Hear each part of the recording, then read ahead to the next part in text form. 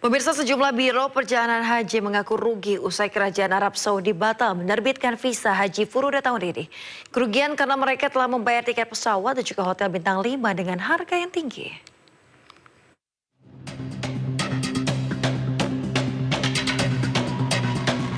Asa ribuan calon jemaah haji Furoda untuk menunaikan rukun Islam kelima tahun ini pupus sudah. Kerajaan Arab Saudi memastikan tidak menerbitkan visa haji Furoda. Menteri Agama Nasaruddin Umar menegaskan kewenangan menerbitkan visa haji Furoda ada pada Kerajaan Arab Saudi. Namun pihaknya akan terus membangun komunikasi dengan Arab Saudi untuk menyelesaikan hal ini. Soal visa haji Furoda itu kan belum terbit.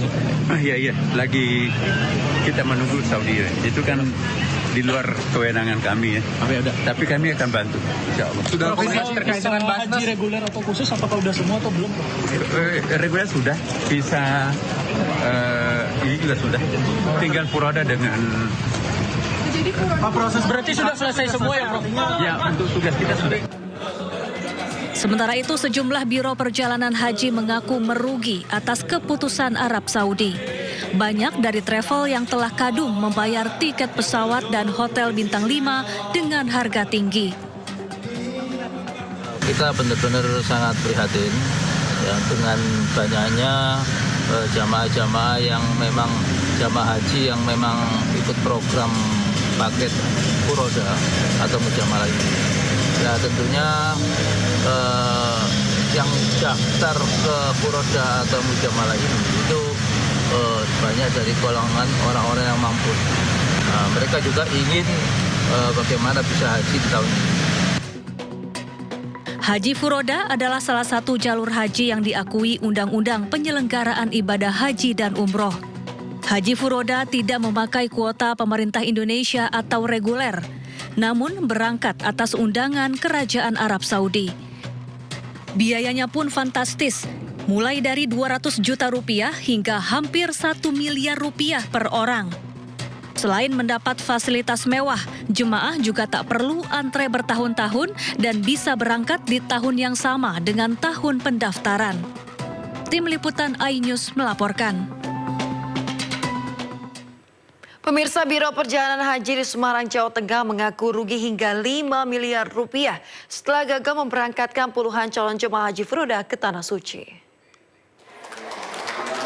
Sebanyak 91 calon jemaah haji khusus dari Biro Perjalanan Fatimah Zahra Semarang, Jawa Tengah diberangkatkan pada Sabtu kemarin. Sementara sebanyak 37 calon jemaah haji Furoda gagal diberangkatkan karena visa tidak diterbitkan oleh Kerajaan Arab Saudi. Meski kecewa, para jemaah mengaku ikhlas dan juga berharap bisa diberangkatkan pada tahun ini. Maksud kami tahun depan. Sementara pihak Biro Perjalanan mengaku rugi hingga 5 miliar rupiah karena sudah terlanjur membayar tiket pesawat dan juga hotel bintang 5 di Mekah dan Madinah, Arab Saudi. Semoga aja ke depan baik. Nah, semoga evaluasi Furoda ini menjadi pintu masuk dari evaluasi pemerintah secara keseluruhan terhadap pengelolaan haji. Masyarakat Pekalongan ada yang lapor nggak soal Furoda? Beberapa ada masuk begitu tapi karena itu jalur di formal Biro Travel ya.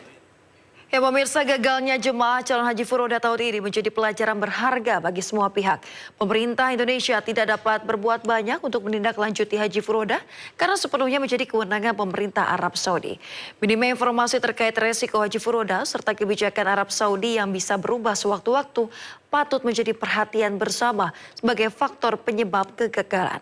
Untuk membahasnya lebih lanjut pemirsa, kami sudah terhubung dengan anggota Komisi 8 DPR RI, Pak Abdul Fikri Fakih. Selamat siang Pak Fikri, apa kabar Pak? Selamat siang, Assalamualaikum. Alhamdulillah sehat. Ya, waalaikumsalam.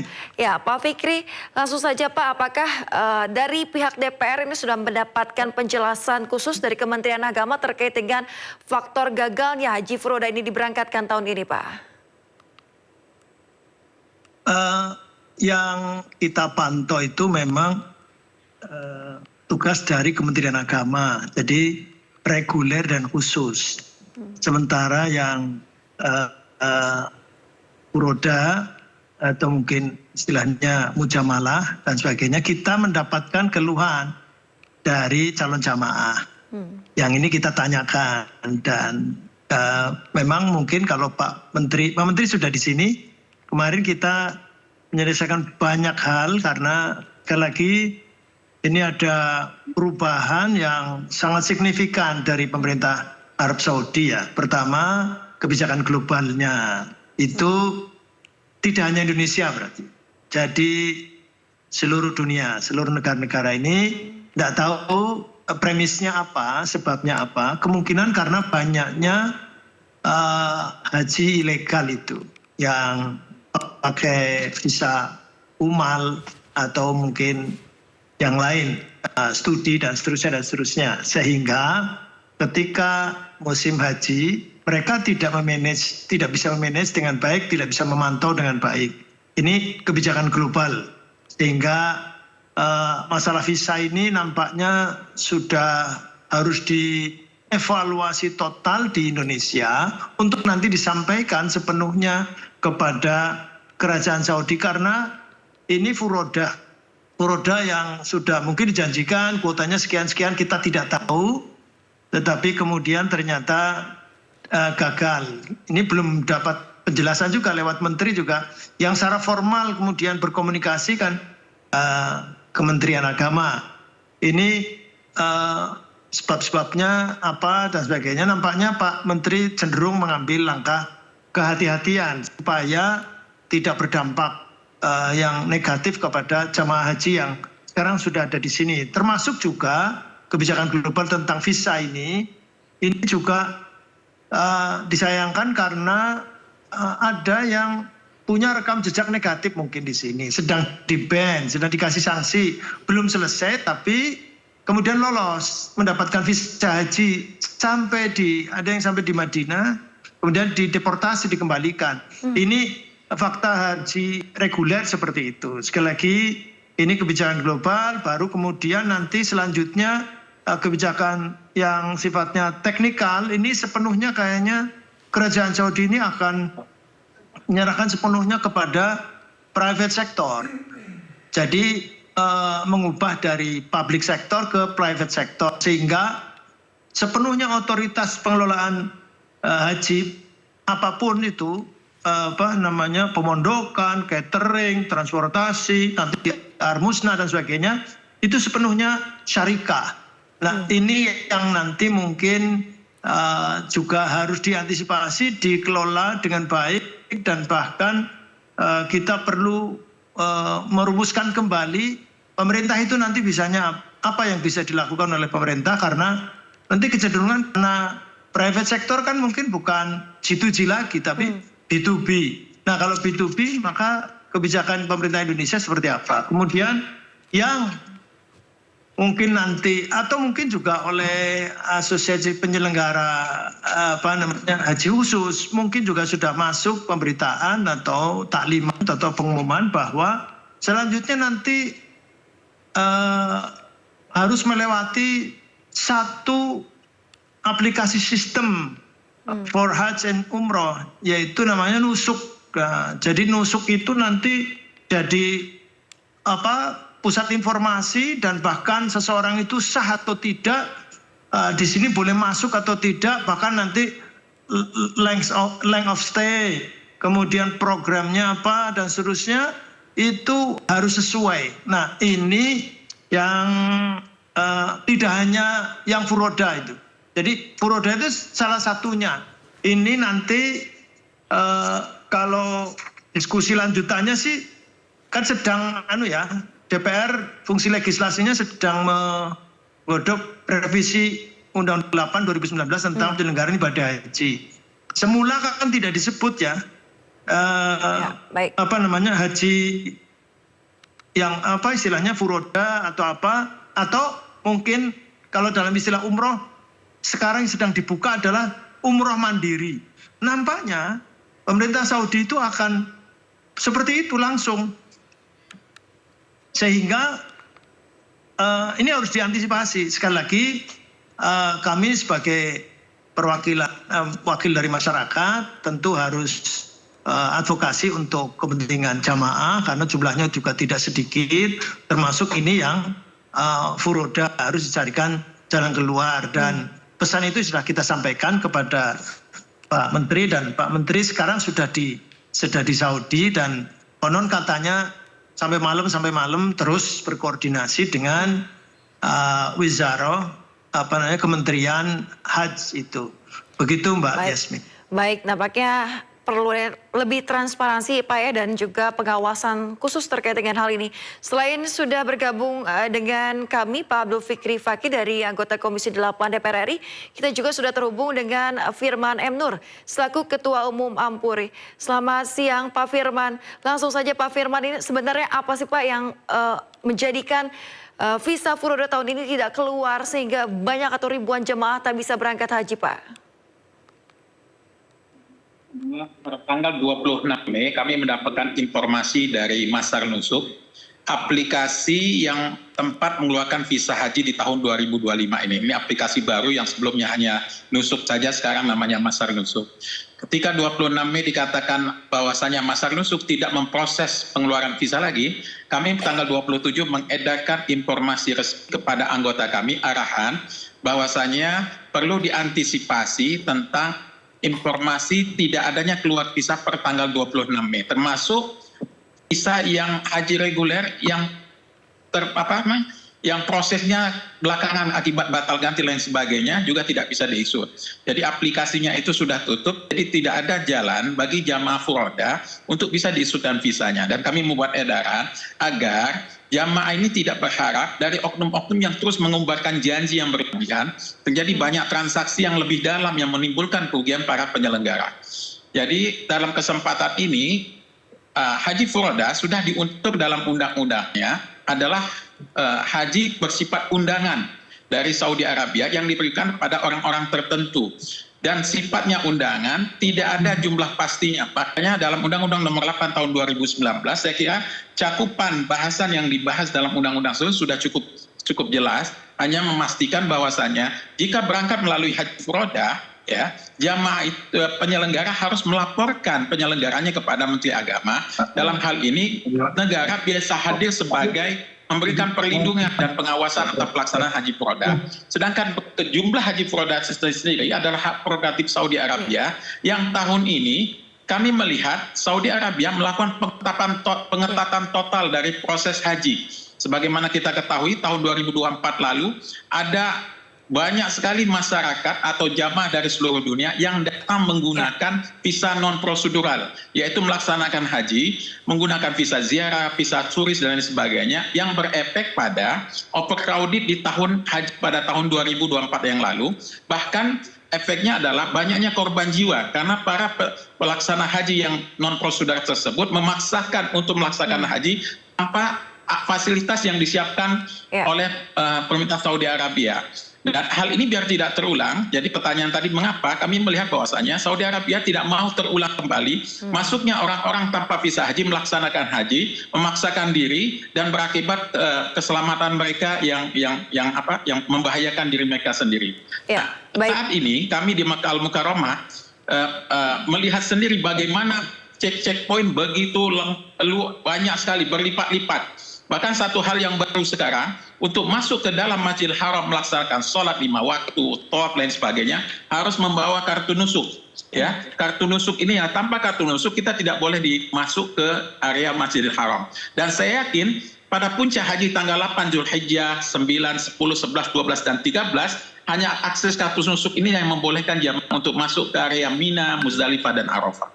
Baik Pak Firman, bisa dikatakan berarti ini juga tergantung dari tadi kebijakan dari otoritas Arab Saudi itu sendiri ya Pak ya. Lantas Pak, ini kan menimbulkan tentunya kerugian Pak, banyak dana yang sudah dikeluarkan untuk memesan tiket pesawat, hotel dan lain sebagainya. Untuk sistem pengembalian dananya nanti akan seperti apa Pak? Apakah akan dikembalikan 100% atau seperti apa nantinya? Ya, yang pertama adalah para pihak penyelenggara haji furoda tersebut mempunyai niat baik untuk memastikan jamaah yang mendapatkan pelayanan. Bahkan ada hal yang spekulatif mereka lakukan, mengisutkan tiket, membayarkan hotel, akomodasi Makkah dan Madinah, padahal belum pasti visanya. Pertama adalah kami tentu mengapresiasi niat baik para penyelenggara tersebut yang menyiapkan fasilitas lebih awal walaupun visanya belum keluar. Yang berefek pada saat ini mereka ada potensi kerugian. Kerugiannya cukup besar sekali. Kami menghitung per jamaah haji furoda itu fasilitas yang disiapkan untuk jamaah antara 3.000 sampai 5.000 dolar sudah keluar per jamaah atas biaya yang disiapkan untuk perjalanan mereka. Yang kedua adalah ketika jamaah mendaftar menjadi calon jamaah haji furoda salah satu PIHK, mereka akan mendapatkan kontrak layanan, kesepakatan bagaimana layanan haji furoda akan dilakukan, termasuk adalah pasal-pasal klausul tentang ketika jamaah tersebut tidak berangkat karena tidak ada visa tidak terbit. Itu semuanya sudah ada. Dan silakan nanti kita berharap juga para penyelenggara dan para jamaah duduk dengan bermusyawarah untuk melaksanakan pasal-pasal tersebut. Tentu akan ada refund. Namun dalam kesempatan ini kami ingin menyampaikan ampuri pertama usulan. Kami berharap jamaah tidak membatalkan sepihak yang tentu akan sangat berat bagi penyelenggara untuk menanggung kerugian 100% daripada keberangkatan mereka. Kita berharap mereka tetap melanjutkan niatnya karena haji furoda seharusnya setiap tahun ada. Hanya tahun ini dan tahun 2022 yang tidak ada. Sebelumnya selalu ada. Dan kami yakin ke depan haji furoda akan ada karena itu adalah mekanisme haji yang sudah berjalan bertahun-tahun yang diberikan kepada orang-orang tertentu untuk mengundang siapapun di seluruh dunia. Di antaranya adalah masyarakat yang ingin mempercepat keberangkatan hajinya. Yang kedua adalah kita berharap jamaah yang sudah mendaftar haji furoda namun tidak berangkat tahun ini, sambil menunggu keberangkatan tahun depan, silakan untuk beralih mendaftar di haji khusus. Ya, baik. Kenapa haji khusus menjadi tawaran bagi kami? Karena haji khusus ada kepastian keberangkatan. Antriannya saat ini 5-7 tahun saja. Dan harganya jauh lebih murah dari haji furoda. Ya, baik Pak Firman, kita akan kembali ke Pak Fikri terlebih dahulu dari anggota Komisi 8 DPR. Pak Fikri, melihat situasi seperti ini, seperti apa nanti proses pendampingan dan juga pengawasan dari pihak DPR untuk memastikan terkait tadi refund dana akan dilakukan dan juga agar kasus seperti ini tidak terulang kembali di tahun depan, Pak?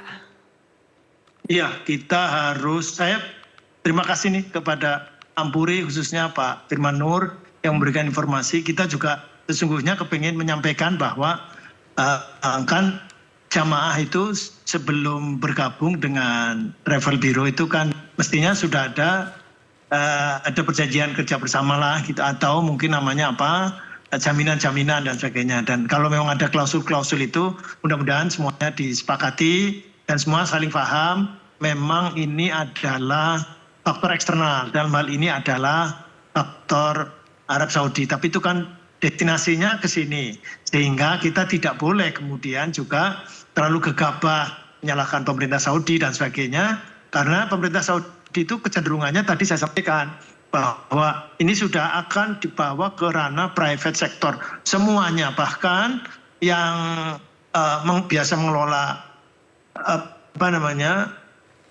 haji furoda atau mungkin juga yang sekarang reguler itu sesungguhnya harus membuat formulasi.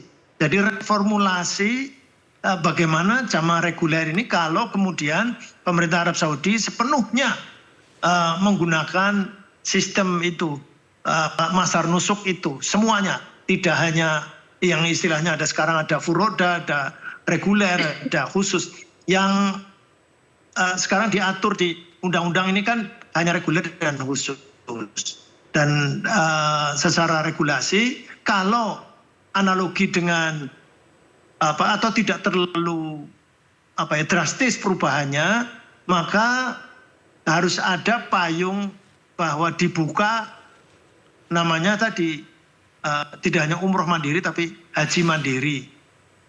Ini tidak artinya nggak bisa ditawar lagi karena pemerintah Saudi faktanya membuka. Sungguh pun kali ini sebagai warning mungkin ditutup sama sekali haji di luar, haji reguler dan haji khusus ditutup sama sekali. Tetapi ini nampaknya dari yang fakta yang ada di lapangan di Masjidil Haram di mana begitu ketatnya itu karena memang nampaknya ada sesuatu yang bermasalah dan akan diselesaikan sekarang dan besok harus tertib itu. Sehingga sekali lagi semua pihak harus menyadari itu dan harus belajar bersama dan bagaimana kita nanti merumuskan. Kalau bisa Ampuri bisa memberikan masukan sebanyak-banyaknya untuk kepentingan revisi undang-undang penyelenggaraan ibadah haji dan umroh itu. Kemudian khusus untuk sekarang yang furoda, nampaknya sekali lagi saya sudah mendapatkan ini. Saya tadi mau menyampaikan kalau bisa bagaimana itu kesepakatan itu dipenuhi, karena kan dengan sadar ya kenapa daftar haji furoda itu kan ada ketidakjelasan kuota. Tidak, ini kan kalau tadi diarahkan ke haji khusus itu sudah benar. Kalau haji khusus kan jelas itu 8% dari seluruhnya. Jadi memang kalau nggak masuk ya itu sudah nanti antri berikutnya. Saya kira logis semua bisa mempersiapkan dengan baik. Tetapi kalau haji furoda kan memang gambling ya. Artinya memang ada faktor yang kita tidak bisa terlalu memaksa gitu. Yaitu faktor tergantung kerajaan Saudi. Ya baik, terima kasih begitu, banyak. Mbak Yasmin. Ya Pak Fikri dari Komisi 8 DPR RI dan sebelumnya ada Pak Firman. Jadi terima kasih atas waktunya sudah bergabung bersama kami di Sindosiang. Semoga segala upaya dan juga langkah yang dilakukan dapat berjalan dengan baik dan kejadian seperti ini tidak terulang kembali di tahun depan ya Bapak ya. Sekali lagi terima kasih banyak. Selamat beraktivitas kembali, sehat selalu. Ya pemirsa, seluruh jemaah calon haji Indonesia yang berjumlah 203.000 lebih telah tiba di kota Mekah, Arab Saudi. Kini para jemaah memasuki masa tenang sebelum menjalani puncak ibadah haji di Ar-Muznah.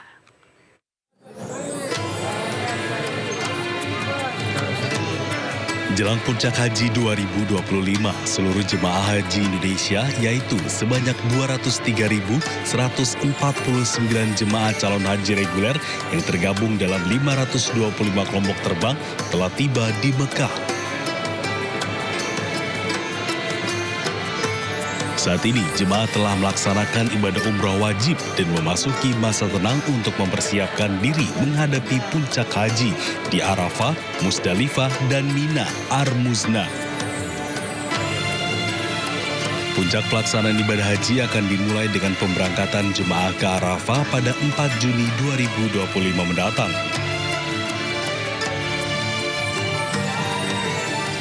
Petugas penyelenggara ibadah haji atau PPIH mengimbau para jemaah agar terus menjaga kekompakan, mengikuti arahan petugas dan memperbanyak doa selama puncak haji di Ar-Muznah. PPIH juga telah menyiapkan skema pengaturan dan melakukan pengecekan terhadap fasilitas jemaah untuk mengantisipasi kepadatan saat puncak haji yang akan menjadi tantangan tersendiri bagi jemaah haji Indonesia.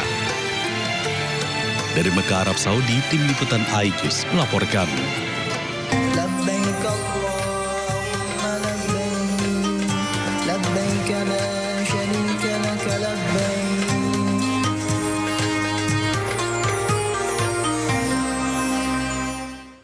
Diduga remblong truk pengangkut minuman kemasan menabrak pembatas ketinggian di gerbang tol Ciawi 2 Kota Bogor, Jawa Barat dan 2 kendaraan pun terdampak. Sindosiang segera kembali usai jeda berikut, tetaplah bersama kami.